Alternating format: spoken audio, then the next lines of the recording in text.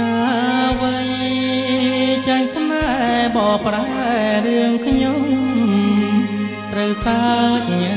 ឬមួយត្រូវយំសូមញាតជួយពិចារណាគូស្អប់គូផ្ពើមឬក៏ប្រណីមេត្តាអស់អសែនអង្គនេះចាចាយដនកម្ពីអប្រិយចំរៀងខ្ញុំច្រៀងរឿងខ្ញុំពិតរឿងស្នេហ៍ស្រីប្រែព្រួលចិត្តហ៊ានលួចផិតពីកាវៃអូនធ្លាប់អប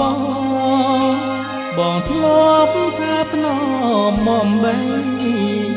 ឥឡូវអូនអោបប្រថ្មីតើស្រីអូនឆ្ងាញ់យ៉ាងណាត្រូវសាច់ញាត្រូវយំខ្ញុំជាកាវៃខំខ្លួនចាញ់ក៏ស្ត្រីស្រីបោកហើយក្បត់ចិនដាសូមញាតជួយស្ដាប់ជួយចាំជួយពិចារណានៅចុងខែសីហាសង្សារផ្ដំទីប្រឡ័យត្រនំទួលគោកខ្ញុំចាញ់បោកគេចាញ់ចិត្តណាចាញ់រូបស្រីស្នេ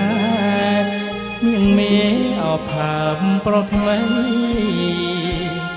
បងឃើញនឹងភ្នែកមិនបាច់មកប្រកែកអីឬអូនមានស្ត្រីចិត្តស្រីមួយពាន់មួយក្បត់